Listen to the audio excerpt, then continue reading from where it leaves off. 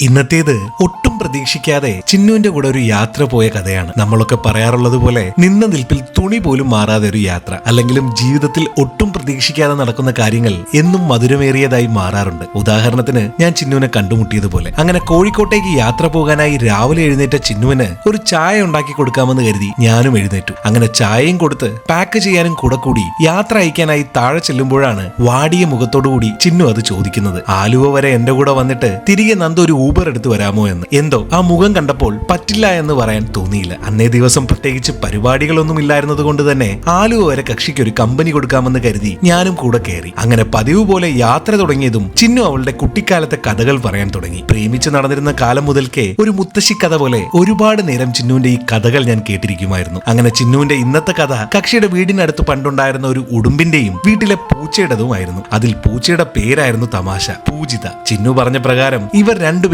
പ്രണയത്തിലായിരുന്നു. കാരണം ചിന്നു സ്കൂളിൽ പോകുന്ന സമയങ്ങളിൽ പല ദുരൂഹ സാഹചര്യങ്ങളിലും ഇവരെ ഒരുമിച്ച് കണ്ടിട്ടുണ്ടത്രേ. എന്തായിരിക്കും ആ ദുരൂഹ സാഹചര്യം എന്ന് ചിന്തിച്ചിരുന്നപ്പോഴത്തേക്കും വണ്ടി അങ്കമാലി എത്തിയിരുന്നു. എന്നാൽ പിന്നെ ഞാൻ ഇറങ്ങട്ടെ എന്ന് ചോദിച്ചപ്പോൾ രണ്ടാമത്തെ അടവും ഇങ്ങെത്തി. കോഴിക്കോടേക്ക് വരുവാണെങ്കിൽ ബിരിയാണി മേടിച്ചു തരാമെന്നും കൂടെ ഫ്രീ ആയിട്ടൊരു ഫാഷൻ ഷോ കാണിക്കാമെന്നുമായിരുന്നു ചിന്നുവിന്റെ ഓഫർ. സത്യം പറഞ്ഞാൽ ഇതിൽ രണ്ടിനോടും വലിയ താല്പര്യമില്ലായിരുന്നുവെങ്കിലും ചില ദിവസങ്ങളിൽ ഭാര്യമാരോട് തോന്നുന്ന ഒരു പ്രത്യേക സ്നേഹം കാരണം ഞാൻ സമ്മതം മൂളി. അത് മാത്രമല്ല, ജീവിതത്തിൽ ഇതുവരെ നേരിട്ട് ഫാഷൻ ഷോ കാണാത്ത എനിക്ക് ചിന്നു ഷോ സ്റ്റോപ്പർ ആകുന്ന ഒരു ഫാഷൻ ഷോ കാണാൻ പറ്റുമെന്ന സന്തോഷം വേറെയും. തിരുവനന്തപുരവും കാസർഗോഡും കഴിഞ്ഞാൽ പിന്നെ എനിക്ക് ഏറെ ഇഷ്ടമുള്ള ഒരു നഗരമാണ് കോഴിക്കോട്. അങ്ങനെ റൂമിലെത്തി നേരെ ഒരു മയക്കം അങ്ങ് പാസാക്കി. അപ്പോഴത്തേക്കും ഷോയ്ക്കുള്ള സമയമായി. ഉടുതുണിക്ക് മറുതുണി ഇല്ലാത്തതിനാൽ ടൗണിലേക്ക് ഇറങ്ങി ഒരു പാന്റും ഷർട്ടും മേടിച്ച് റൂമിലെത്തിയപ്പോഴത്തേക്കും ചിന്നു മേക്കപ്പ് തുടങ്ങിയിരുന്നു. കക്ഷിക്ക് ഈ ഷോ സ്റ്റോപ്പർ ആകുക എന്നത് പണ്ട് മുതലേ ടെൻഷനേറിയ ഒരു പരിപാടിയാണ്. കൂട്ടത്തിൽ ഞാൻ കാണാനായി ഉണ്ടാകുമല്ലോ എന്ന പേടി വേറെയും. എനിക്ക് വലിയ പിടിയില്ലാത്തൊരു ഫീൽഡ് ആയതുകൊണ്ട് തൽക്കാലം മോട്ടിവേറ്റ് ചെയ്യാനല്ലാതെ ഇതിന്റെ ശാസ്ത്രീയ വശങ്ങൾ പറഞ്ഞു കൊടുക്കാൻ